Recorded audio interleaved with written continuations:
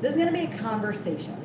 This is not a slide deck that I'm going through with all these fancy things on it. This is going to be a conversation about how are we going to get creative to find inventory to help our buyers. Right? Technically, this is also can be used as a conversation on how do you find listings. Because if we get creative to find homes for our buyers, what are we automatically finding? Listings. We're finding people who want to maybe sell their house, right? So I'm going to open this up. When you hear this topic, get creative. I'm going to grab my water. When you hear the topic, get creative to find inventory. What do you think? What comes to mind? Doing things that are out of the box to make connections. Doing things out of the box to make connections. What's something that might be out of the box?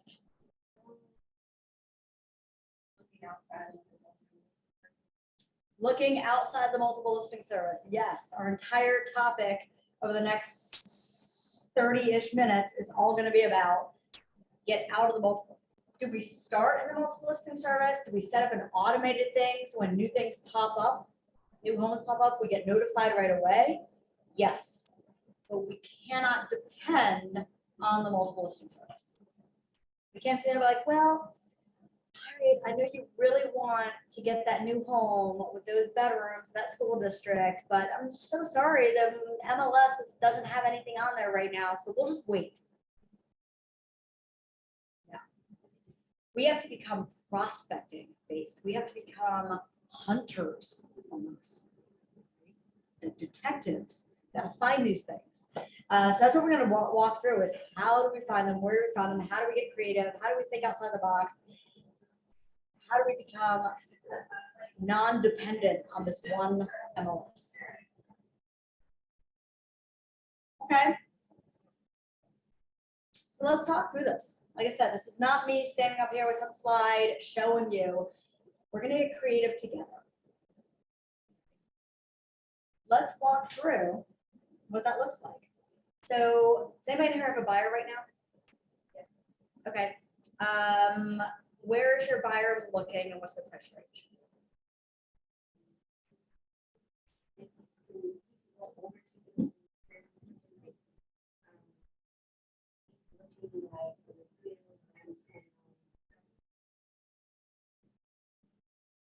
Sweetville, like in that area. Okay, so Oaks Mills, Randallstown, Woodgerville, 250 is his comfort zone. Yeah. Okay.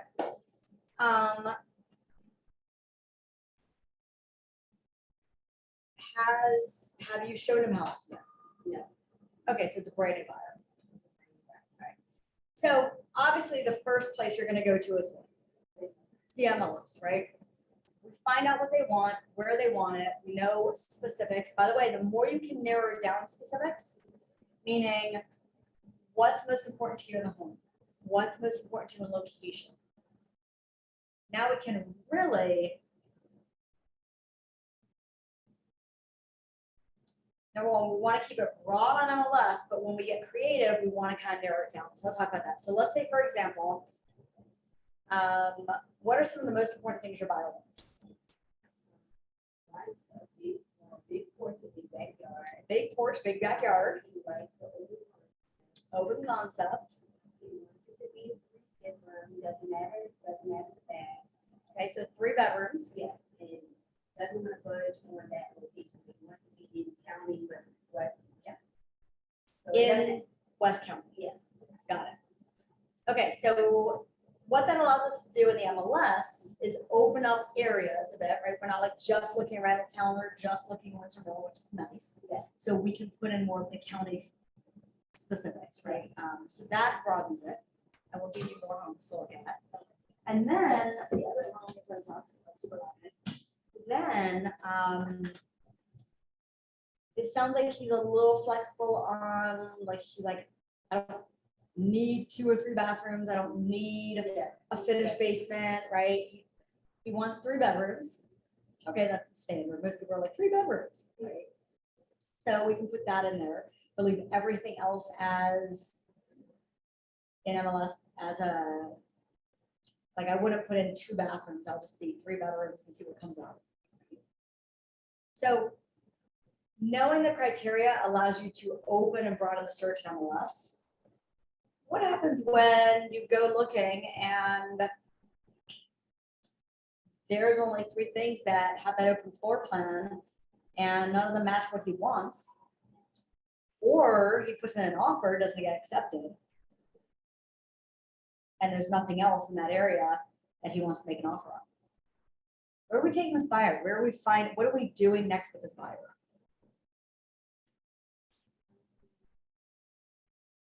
Yes. Anybody can answer.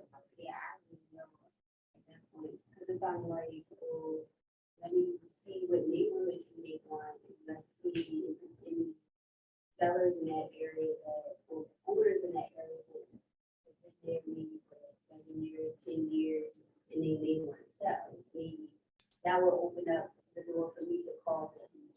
Okay, so I love what you just said, right? This is thinking outside the box here, right? So, okay, now let me actually go into a neighborhood and prospect that neighborhood, meaning you're either calling them or door knocking them. That's what prospecting means.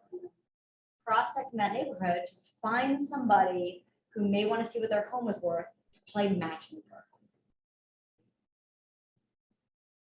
And it is, we'll talk about what that script sounds like in just a minute, actually. So we have prospecting the neighborhood. Hit it up. Hey, I have a buyer specifically looking in this neighborhood and surrounding area here for a 3-bedroom home similar to the homes in this area. Do you know anyone in this neighborhood who might be thinking about selling, or if you thought about it, or are you interested in a free home evaluation to see what the market's saying right now? And then you go to the next neighbor, and then you go to the next neighbor. And it might take you 100 neighbors and 100 homes to find that one to now play matchmaker. What's another method? So I love that, prospecting. What about for sale by owners? So if we go on to, this is the only time I'm going to say this word. The only time I'm saying it. Disclaimer. Don't do it. Hello. Oh, I said it. Okay. If we go on to that word that starts with Z. So we go on to Zillow and it's a great source for this, right? This is my bread and butter back in the day when I was a full-time agent. We go on to Zillow, we can look up for sale by owners extremely easily. So we look up for sale by owners in Baltimore County. We can then scroll through and say, do any match location and price range of what my buyer wants? Wow, here's 2. Zillow's gonna have what's the address, the property owner's phone number. So you can either go and knock on their door or you can call that phone number. Right? And you're now able to say, by the way, don't ever say this to for sale by owner unless you actually have a buyer looking at that house. Meaning don't lie to for sale by owner person. This is wrong practice. But now you actually have a buyer, so I call for sale by owner and say, hey, my name is Alana, I'm a real estate agent with Keller Williams Legacy, and I am currently working with a buyer looking for a 3-bedroom in your specific area where you are. So now we're making it real. For that 3-bedroom in your area, they're already pre-approved. Now we're getting them excited. I would love to come by to do a quick preview of your home to see if it aligns with what my buyer is looking for. You want to preview the home before you bring that buyer to that house when it comes to for sale by owners. Anybody know why? It might not fit their criteria. It 50% chance. Who knows how they might have pictures from like years ago and now it's totally outdated. You also want to make sure that for sale. So 2 things. One, is that for sale by owner open to paying a buyer agent commission? to get that paperwork, to get something in writing. Is what you don't want to do is bring your buyer out. Now your buyer goes directly to that for sale by owner to buy it and fires you as an agent, goes directly for sale by owner and buys it without you. That happens a lot, by the way. Happens a lot. You can have the greatest, that actually happened to, so there's an agent that I worked with, Matt. His best friend since kindergarten. Kindergarten. They're well above kindergarten now, okay? Their families, kids, all that. His best friend since kindergarten hired him to be his agent, signed the buyer agency agreement. They start going out to look at homes. They couldn't find anything on MLS, so Matt thought outside the box and he started door knocking. He went to for sale by owners. He started bringing his friend to all these places. Oh, let's go look at this house. Let's go look at this house. His friend wrote him an email, firing him one night. Oh, no longer need your services. Thank you so much. His friend then went to that for sale by owner himself and bought it. Now, unfortunately, they completely lost the friendship of, my God, 30 plus years. Very, very sad. Very sad. So you do want to protect yourself as an agent, even if it's a close family member. So that's the only thing I have. That's the only reason I would say don't bring them when you first go preview them. So that's for sale by owners. What else are out there? What else can we look up? Expired. Yes. Oh, you were in my head. Expired. How can we look up expireds? Yeah, the MLS. You can actually go in the MLS and instead of looking up coming soons and actives for your buyer, do another search. To do that search, set up the automation, automate emails, right? But then do another search and click on expireds. And I would look and put in dates going from today back a year. I would go all the way back to May the 4th be with you, 2021. How to say it, sorry. Huge Star Wars fan. Okay. To go all the way back to 2021, look at that year of expireds, bring it down to those counties or the locations he's looking at with 3 bedrooms, you're going to have a list. A list. Now you can either go door knock those, you can find their phone numbers and try to call them. You can mail them what's called the golden letter, right? Which is a 2-sentence letter to that person in what I call a regular envelope where people think it's like a letter to them, so they actually open it. They actually think it's like not a sales thing. So they actually open it and read it. And the letter is simply, hi, if we can find their name somewhere, so and so, right? If it's not just as hi. I'm a local real estate agent, currently working with a pre-approved buyer looking in your area, specifically for homes similar to yours. Do you have any interest in having a free home evaluation to see if this house would work for my buyer and for me to be able to help you sell your house as well? Short and sweet, straight to the point. Email that to 100 homes. Somebody's reaching out to you. So you can represent the seller in the back. So depending on how you work the deal, you can't actually represent both in the state of Maryland. But if you're representing the buyer and you go to a home over there and they're like, oh yeah, we'll totally sell it to, you're not putting that house on the market. Okay. Unless of course the seller says, actually, I do want to sell my house, but I like to put it on the market and your buyer can make an offer. Now that's a little bit different. There's where you'll have to either partner with somebody for a referral or talk to your buyer for that one specific home where you're saying, okay, I'm gonna, just for this one home, I'm gonna have my friend represent you, depending on how you want to work it. Yeah. I can help you with there's certain contracts that you need for that situation. Okay. But sometimes you'll get that homeowner who does not, thank you. Sometimes you'll get that homeowner who does not want to deal with people going in through their house, who deal with people, just looky-loos, right? Sometimes you'll be like, oh my God, yeah, like this price, this is what we could get. You have a buyer already. Let's just make it happen.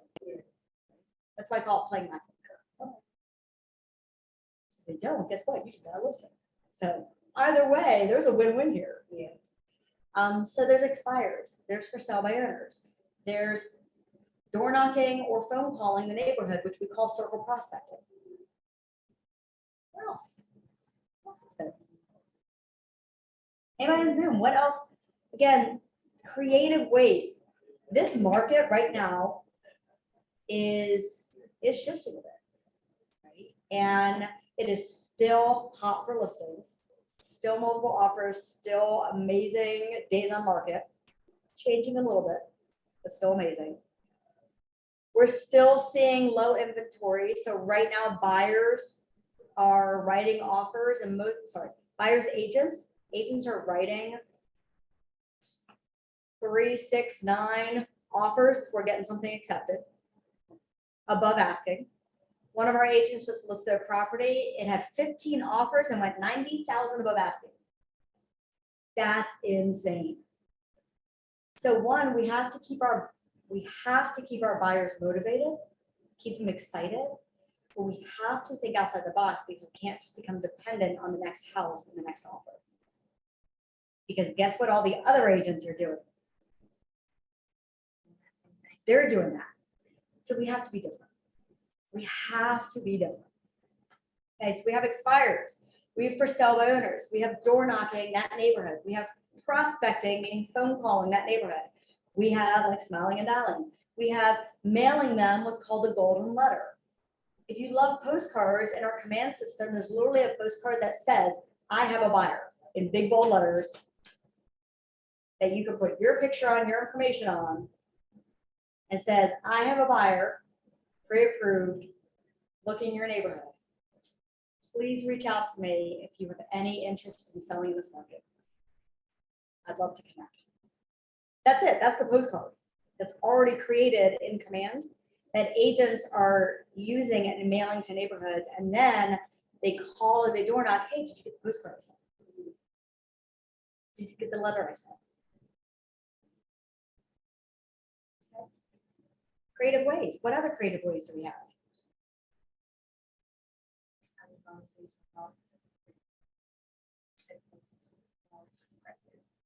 Oh, say that one more time.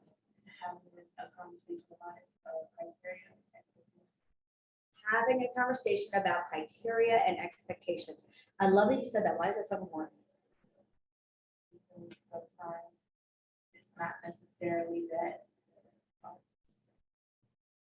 I don't know how to put it. Basically, it's not. Sometimes they can find what they want if they were willing to Open up a little bit more? Yes. Yeah, expand a little bit more. Yep. So I love that you said that because yes, we have to get creative to prospect, but we also need to have that expectation with them on opening their minds a little bit more, right? If somebody is, so some examples of that. Let's say somebody is pre-approved for 300, but they want to stay at 250. So first is educating them on what's the difference monthly mortgage-wise on that. Like, what if they did 360? What if they did 260 rather than 250? 270 rather than 250? Maybe they don't want to go all the way to 300, but that 20 extra thousand could open up a boatload of more homes for $25, $30. yeah, for one lunch out, right? One dinner out, a few Starbucks. So they're thinking, well, no, like I have this price, I have this amount, I have this amount. Why do you have that amount? What? Why is that? Is it flexible at all? We also want to be careful to not show them homes at that amount. Unless no one's been on the market for over 2 weeks, then absolutely, because they'll probably be more flexible. But if a house just came on the market tomorrow for 250, and I know it's priced properly, and my client does not want to pay over 250, I might say, listen, there's this house in the market. That's 250, but going to see it, if you love it, we would have to make it most likely an offer over asking price. I do not want to set the showing to disappoint you unless you're ready to do that. Expectation. Another way I have an expectation is, you ever sit down with Bright MLS with your client there, seeing it? You ever have a consultation with a buyer where you actually pull up Bright MLS right in front of them? Oh, this is powerful. This is so powerful. If you have a buyer, I saw an agent do this once and it just stuck with me. I'm like, that is brilliant. So I can't take the credit. This one agent did. I thought it was brilliant. If you have a buyer who kind of champagne taste, fair budget, you get those, right? Or like, listen, laundry list or wish list. I want 3 bedrooms. I want 2 bathrooms. I want open floor plan. I want the backyard. I want the fence. I want this school district. I want a finished basement. I want a jacuzzi top in my bathroom. I need 3 walk-in closets. I know these people. Okay, let me do some searches. Here's what I'd love to do. I'd love to, whether they come in the office or me personally, I like to meet at a coffee shop near a showing. I'm gonna set up a showing for tomorrow at 4 o'clock. Let's meet at Baltimore Tea and Coffee at 3 o'clock. What I want to do is I actually want to look at some homes online with you to save you time and energy in driving, because gas prices are insane these days. Notice how I'm turning around them. The benefit to them. Then after we sit at the coffee shop, we already have the showing right around the block. We'll just go right up to the house. Now at that coffee shop, I'm pulling up Bright MLS. Now, you know when you in Bright MLS, you start adding in details and the bottom little button shows a number, right? So if I put in there residential search, Baltimore County, it's gonna come up with every single home at every single price in Baltimore County, at the very, very bottom. So I'm gonna say, okay, so you mentioned Baltimore County, okay, but specific areas. So I'm gonna put in those areas, Randallstown, Owings Mills, et cetera, et cetera. Okay, what I want, so I'm gonna pretend you're the buyer. What I want you to do is, you see this number down here? I just want you to watch that. Okay. So now I put those in and you're gonna see a pretty large number. Okay, now you mentioned 250 is your comfort zone. Yeah. So I'm gonna put a range. I'm gonna put 220 all the way up to 250. They're like, oh, wait, the number just changed. Yeah, it's not pulling anything over 250. It's not gonna show. Anything under this is not gonna show. Oh, okay. Okay, now you said 3 bedrooms. Let me put that in there. They're gonna be like, oh, wait, that number just went down again. Yeah, like the more we put in here, the fewer homes match that criteria, right? So they're the ones actually seeing that number. And you're gonna start plugging in everything they said. There's gonna come a point where that buyer looks at you and says, no, you know what? Take out all those 3 locations and just put Baltimore County. What happens there? Or, oh, you know what? Can you take out, I mean, I'd be okay going like 260. What if you did that? Oh, let's do that. So they're now seeing our side of things to say, well, maybe I don't need this or need this, or maybe I can open it up more to more of the county. So yeah, if you have somebody who's a little difficult, particular, I'll use that word, particular, that is an amazing method. I actually did that. I tried that method on a friend of mine. So it was actually my husband's best friend. They were buying a house and they are super particular. They were like, away champagne. Okay. Like Dom Perignon champagne budget. Not budget, but what they want. So I went to their property where they were living and I sat there with them and pulled that up. And I was like, okay, let me just, first, before we do anything, I just want to plug everything in. I was like, just keep watching that number. And I plugged everything in that they wanted. I was like, okay, what is one thing out of this that if you didn't have it, you'd still want to see the house? Okay, let me take that out. And they just kept watching that number grow. And so they started saying, well, wait, take that out. Oh, we don't need that. Ooh, open that up more. Oh my God, we have like 32 now to look at. Sounds like a game. It is a game, actually. I love that you brought that up. Thank you. Did that help? Did it give you something? Yeah. Okay. So we talked about for sale by owners. We talked about expireds. We talked about door knocking. We talked about prospecting, which is door knocking over the phone, depending on how you like it. We talked about mailing something specific, saying, I have a pre-approved buyer. What else? What else is there out there? Maybe on Zoom.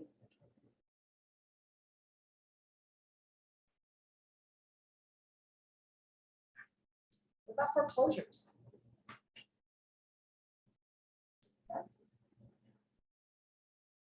There might not be that many, but what if there's one foreclosure that is on the market that absolutely matches what your buyer wants? All you need is one. All you need is one house. That's it. All we're trying to find is that one house that they can buy. They're not buying 20 houses. They're buying one.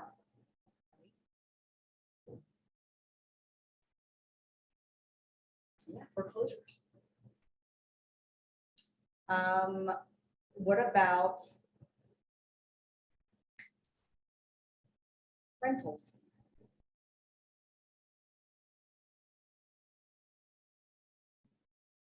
What if there's a property out there that is, oh my God, I'm drawing a blank on the word, but basically it's a rental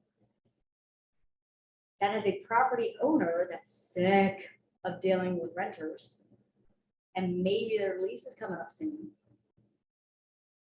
and now they want to sell it in this market.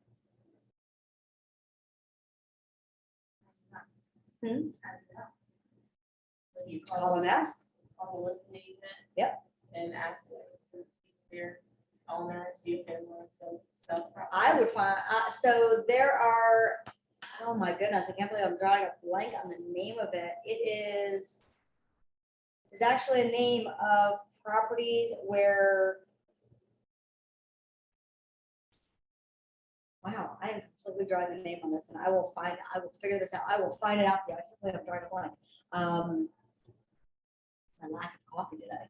So there's actually a list of properties that you can get out there. There's a company called RedX, REDX. Do due diligence, looking at, there's a lot of companies that provide this. RedX just happens to be the one that I know of. Mojo, where they can provide a list of properties that have been rented out in the past, meaning there's renters living in them, where they give you the property owner.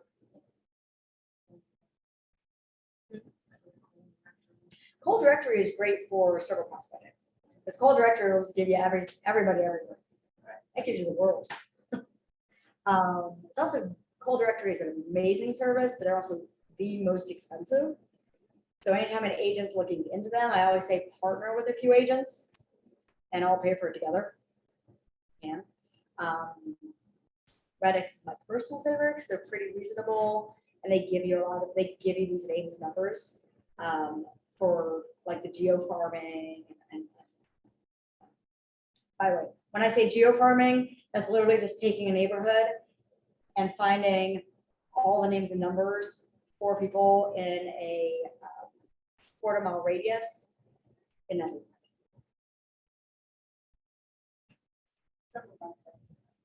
That same thing. Yep. There's so many words that literally are in real estate. There's so many words that all come back to meaning the exact same thing in a roundabout way. But finding, like, using that system or a system like it, and finding these rentals. You probably even MLS, go into the residential lease category, find properties that were rented already that closed as renters a year ago, or I would probably do 9 months ago. A year ago, they probably just signed a new lease for a year or. So Yes. you, so you wouldn't go and like look for rentals that are actively on the market Oh, do that too. and call listing agents? and Absolutely. see- Do that too, yep.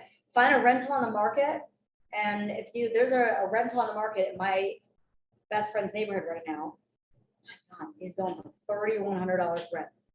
Like, Right, you might as well just buy a house. Like, that's insane.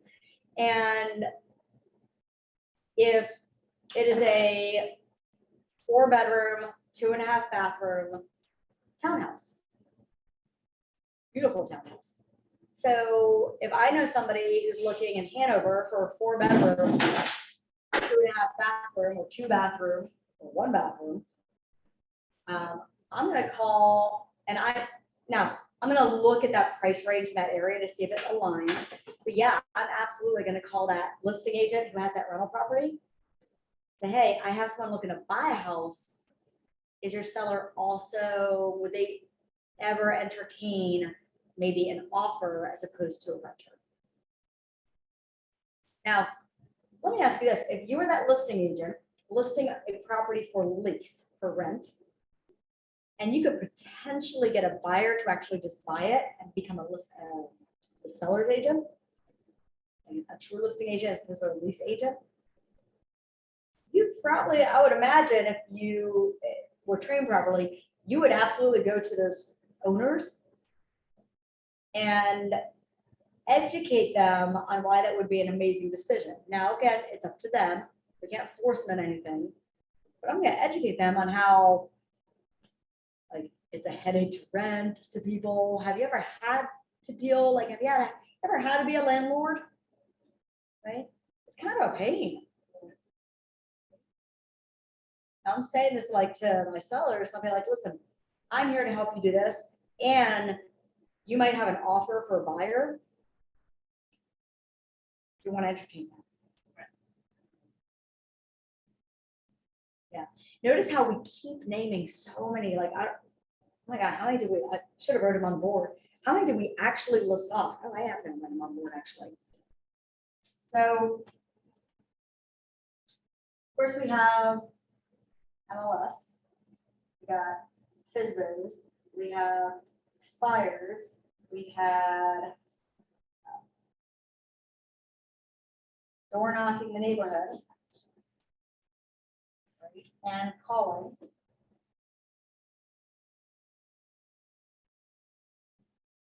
We had rentals. We had foreclosures.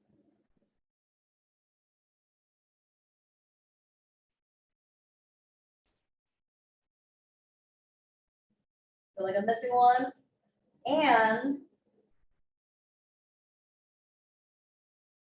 so I'm gonna tie this into, I'm gonna tie door knocking and calling into the golden letter.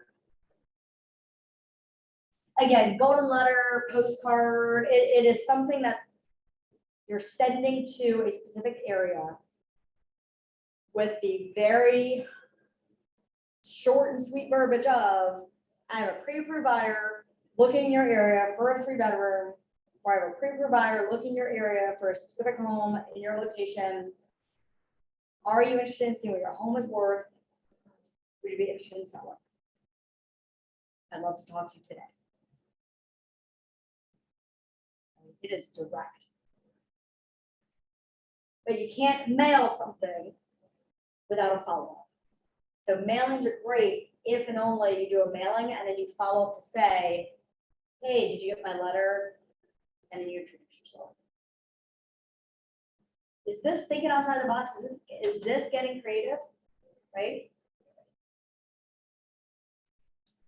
Zoom. Everybody on Zoom, you've been a little quiet. I know some of you are at work, so I totally understand that. But if in the chat box or if you're able to come off of mute, and share. What did you hear? What did you learn from just this this is a brainstorm session. This is not, again, I started this off by saying, this is not a PowerPoint slideshow for an hour to go through, bullet point by bullet point. This is us brainstorming. This is what agents need to do these days, right? Not these days, all the time. We should always be prospecting. Not only that, how does it feel for your buyer?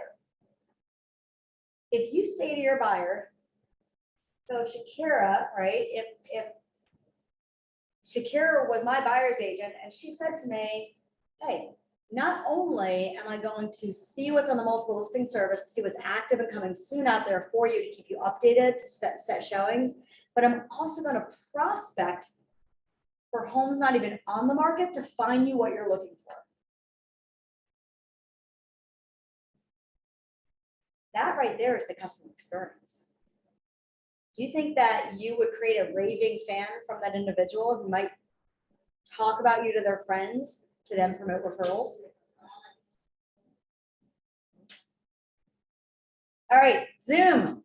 I want to hear from somebody on Zoom, at least one thing you walked away with that you're going to implement. Or a question, if you have a question.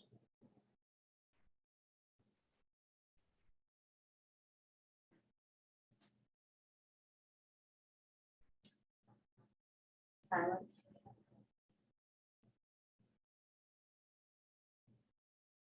I always find these sessions interesting. Here's why. Many times we see something on the calendar and we're like, ooh, creative ways to find inventory. And we think there is something magical that's going to come out of it. Now, this is magic. This is magic. But we think there's going to be something brand new that we've never heard of. Where, to be honest, this is reinforcing things that either we're already doing, or it's reinforcing things that we should be doing. That kind of we knew we should be, but we weren't actually doing it. So like, ooh, I want to tap into that. That doesn't mean that all of you have to go out and do every single one of these items. It does mean that if you have buyers that you're working with, you should not just be dependent on the MLS and wait. Go to MLS first. Immediately do a search on coming soon and active, set up the customizable search. Then you're already in MLS, you might as well start looking up expires to get that list going. You might as well, then you're already on your computer, so you might as well jump over to, if I'm saying it, Zillow, to look up for sell by owners.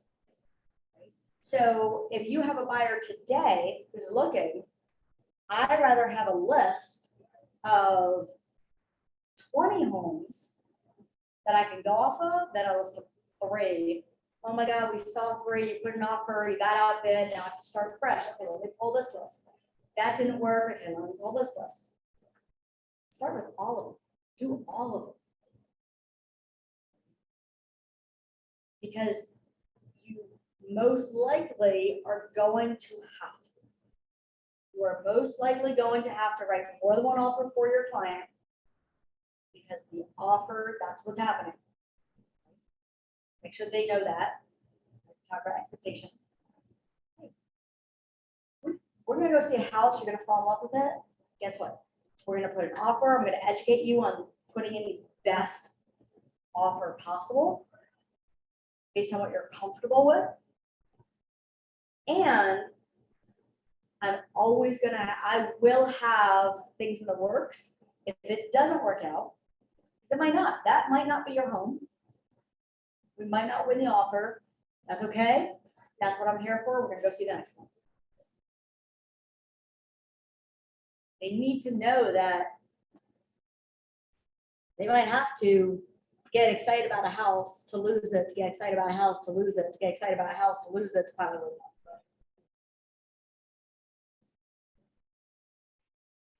All right. Questions, thoughts, takeaways. Actually, I'll use this. One aha that you took, that you got. One thing.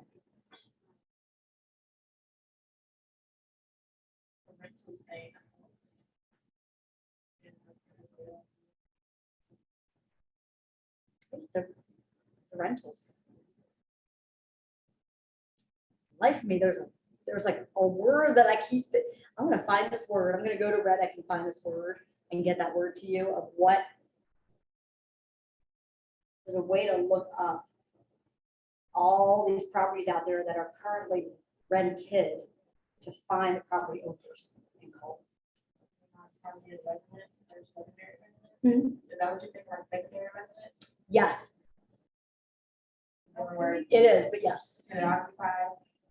Tenant occupied. Thank you. God, it's driving me crazy. Thank you. Could we use reminds to find absentee? Should be able to. You should, absentee owners, no, remind, no, you can use absentee owners, you can look up in.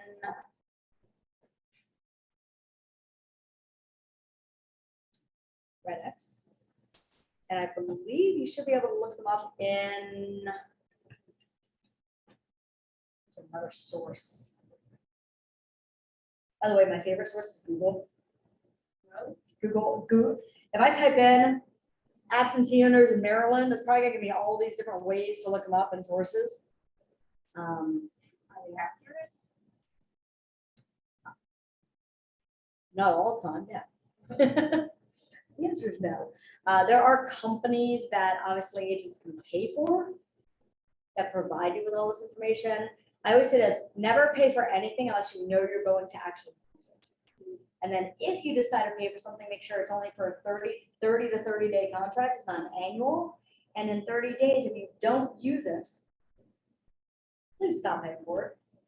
Because that's not, it's probably something that you're like, well, I thought it was a good idea, but I decided not to use it, or I didn't use it. Okay, well, then that's not the right thing for your business. Stop paying for it. Okay. So do we have a few different ways? Get creative? Exactly.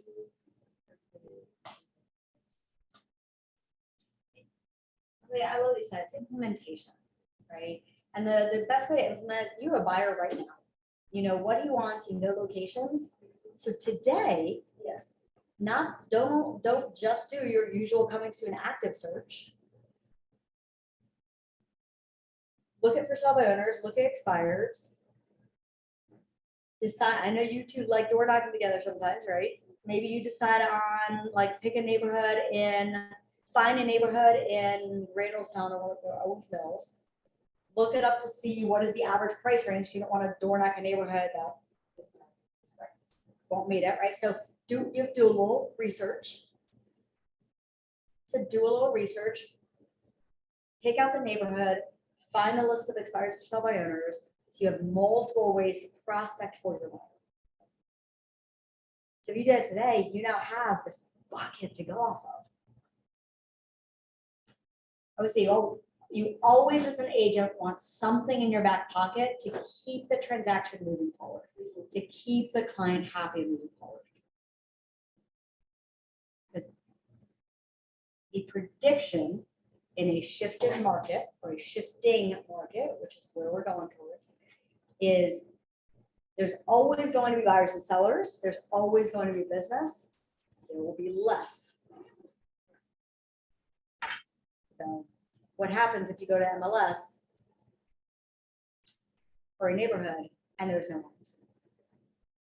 You have to go find one. You got to go find it. All right. Thank you so much. Now put this into action. Bye, everyone.